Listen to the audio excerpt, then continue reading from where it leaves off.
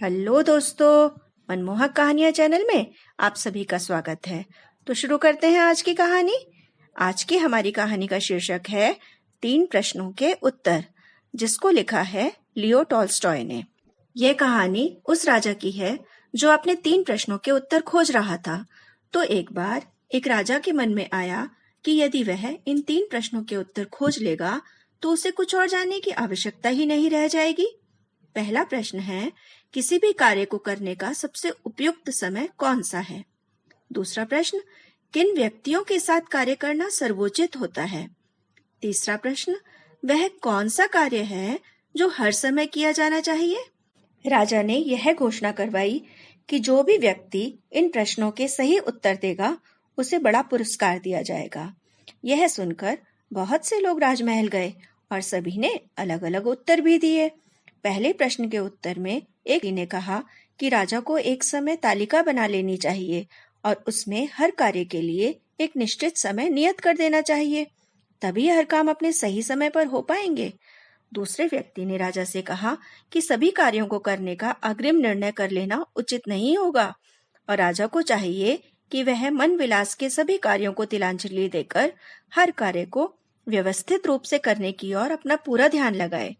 किसी और ने कहा कि राजा के लिए यह असंभव है कि वह हर कार्य को दूरदर्शिता पूर्वक कर सके, इसलिए राजा को विज्ञजनों की एक समिति का निर्माण करना चाहिए जो हर विषय को परखने के बाद राजा को बताए कि उसे कब क्या करना है।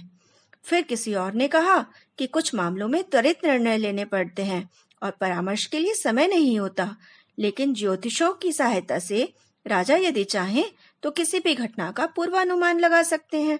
दूसरे प्रश्न के उत्तर के लिए कोई सहमति नहीं बनी। एक व्यक्ति ने कहा कि राजा को प्रशासकों में अपना पूरा विश्वास रखना चाहिए।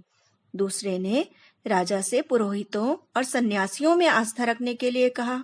किसी और ने कहा कि चिकित्सकों पर ही भरोसा रखना चाहिए, तो किसी ने योद्धाओं पर विश्वास करने के लिए कहा। तीसरे प्रश्न के जवाब में भी विविध उत्तर मिले। किसी ने कहा कि विज्ञान का अध्ययन सबसे महत्वपूर्ण है, तो किसी ने धर्म ग्रंथों के पारायण को सर्वश्रेष्ठ कहा। किसी और ने कहा कि सैनिक कौशल में निपुणता होना ही सबसे जरूरी है। राजा को इन उत्तरों में कोई भी ठीक नहीं लगा, इसलिए किसी को भी पुरस्कार नहीं दिया गया। कुछ दिन तक चिंतन मनन करने के बाद राजा ने एक महात्मा के दर्शन का निश्चय किया। वे महात्मा एक पर्वत के ऊपर बनी कुटिया में रहते थे और सभी उन्हें परम ज्ञानी मानते थे। राजा को यह पता चला कि महात्मा पर्वत से नीचे कभी नहीं आते, इसलिए राजा ने साधारण किसान का वेश धारण किया और अपने सेवक से कहा कि वह पर्वत की तलहटी पर लौटने का इंतजार करे। फिर राजा महात्मा की कुटिया की ओर चल दिया। महात्मा की कुटिया तक पहुंचने पर राजा ने देखा कि वे अपनी कुटिया के सामने बने छोटे से बगीचे में फावड़े से खुदाई कर रहे थे। महात्मा ने राजा को देखकर सर हिलाया और वे खुदाई करते रहे। बगीचे में काम करना उनके लिए वाकई कुछ कठिन था। वे वृद्ध हो चले थे। हाँफते हुए वे जमीन पर फावड़ा चला रहे थे। राजा महात्मा तक पहुंचे और बोले, मैं आपसे 3 प्रश्नों के उत्तर जानने आया हूँ। पहला, किसी भी कार्य को करने का सबसे अच्छा समय क्या है? दूसरा, किन व्यक्तियों के साथ कार्य करना सर्वोचित है? तीसरा, वह कौन सा कार्य है जो हर समय किया जाना चाहिए? महात्मा ने राजा की बात ध्यान से सुनी और उसके कंधे को थपथपाया और खुदाई करते रहे। राजा ने कहा, आप थक गए होंगे, लाइए मैं आपका हाथ बटा देता हूँ। महात्मा ने धन्यवाद देकर राजा को फावड़ा दे दिया और एक पेड़ के नीचे सुस्ताने के लिए बैठ गए।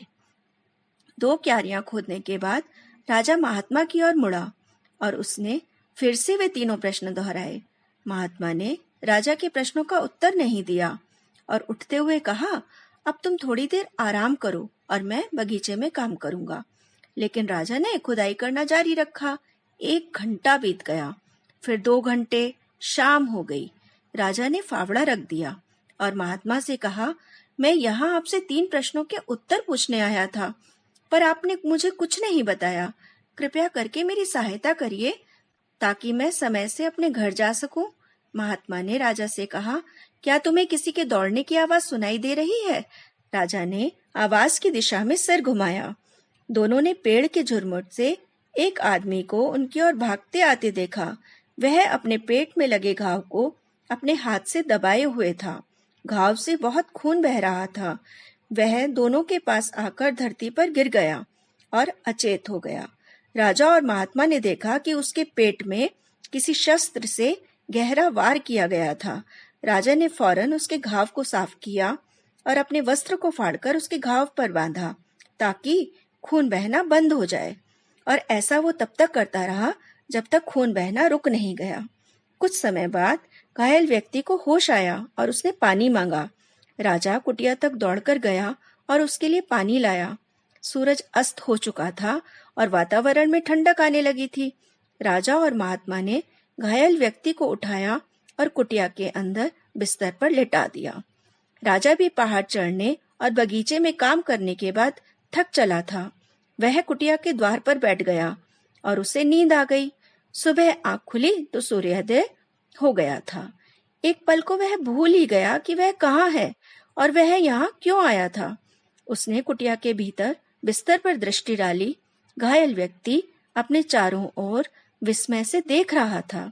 जब उसने राजा को देखा तो वह महीन स्वर में बुदबुदाते हुए कहने लगा, मुझे क्षमा कर दीजिए, लेकिन तुमने किया क्या है और मुझसे क्षमा क्यों मांग रहे हो? राजा ने उससे पूछा। आप मुझे नहीं जानते, पर मैं आपको जानता हूँ। मैंने आपका वध करने की प्रतिज्ञा ली थी, क्योंकि पिछले युद्ध में आपने मेरे राज्य पर हमला करके मेरे साथियों को मार डाला और मेरी सारी संपत्ति हथिया ली। जब मुझे पता चला कि आप इस पर्वत पर महात्मा से मिलने के लिए अकेले आ रहे हैं, तो मैंने आपकी हत्या करने की योजना बनाई। मैं छिपकर आपके लौटने की प्रतीक्षा कर रहा था, पर आपके सेवक ने मुझ पर प्रहार कर दिया। मैं अपने बचाव के लिए भागता हुआ यहाँ आया और आपके सामने गिर पड़ा। मैं आपकी हत्या को उद्यत था, पर आपने मेरे जीवन की रक्षा की। मैं बहुत शर्मिंदा हूँ। मुझे समझ नहीं आ रहा कि मैं आपके उपकार का मोल कैसे चुकाऊंगा। कृपया करके मुझे क्षमा कर दीजिए। राजा यह सुनकर हर्षित हुआ कि किस प्रकार उसके शत्रु का रूपांतरण हो गया। उसने न केवल उसे क्षमा कर दिया, बल्कि उसकी संपत्ति लौटाने का भी वचन दिया। सेवक को निर्देश देने के बाद राजा महात्मा के पास अपने प्रश्नों के उत्तर जानने के लिए पुनः आया। उसने देखा महात्मा पिछले दिनों खोदी गई क्यारियों में बीज बो रहे थे। महात्मा ने उठकर राजा से कहा, आपके प्रश्नों के उत्तर तो आपको मिल ही चुके हैं। वो कैसे? राजा ने पूछा। कल यदि आप मेरी वृद्धावस्था का ध्यान करके बगीचे में कार्य करने में मेरी सहायता नहीं करते, तो आप वापसी में घात लगाकर बैठे हुए शत्रु का शिकार बन जाते। तब आपको यह खेद होता कि आपको मेरे समीप अधिक समय व्यतीत करना चाहिए था। अतः आपका कल बगीचे में कार्य करने का समय ही सबसे उपयुक्त था। आप जिस सर्वाधिक महत्वपूर्ण व्यक्ति से मिले वह मैं ही था, और आपका सबसे आवश्यक कार्य था मेरी सहायता करना। बाद में जब घायल व्यक्ति यहाँ आया, तब सबसे महत्वपूर्ण समय वह था जब आपने उसके घाव को भली प्रकार बांधा। यदि आप ऐसा नहीं करते तो उसकी मृत्यु हो जाती। तब आपके और उसके मध्य मेल मिलाप नहीं हो पाता। अतः उस क्षण वह व्यक्ति सर्वाधिक महत्वपूर्ण था और उसकी सेवा करना सबसे आवश्यक कार्य था। स्मरण रहे, केवल एक ही समय सर्वाधिक महत्वपूर्ण है, और वह समय है यह वर्तमान। इसी क्षण की सत्ता है, इसी का प्रभुत्व है। सबसे महत्वपूर्ण व्यक्ति वही है जो आपके समीप है, क्योंकि हम नहीं जानते कि अगले क्षण हम किसी अन्य व्यक्ति से व्यवहार करने के लिए जीवित रहेंगे भी या नहीं। और सबसे आवश्यक कार्य है कि आपके समीप, आपके समक्ष उपस्थित व्यक्ति के जीवन को सुख शांतिपूर्ण करने के प्रयास किए जाएं, क्योंकि यही मानव जीवन का उद्देश्य है। तो दोस्तों, ये थी आज की कहानी। अगर आपको आज की कहानी अच्छी लगी हो तो इसे लाइक करें, शेयर करें और मेरे चैनल को सब्सक्राइब करना ना भूलें। तो मिलती हूँ एक नई कहानी के साथ। Till then, bye.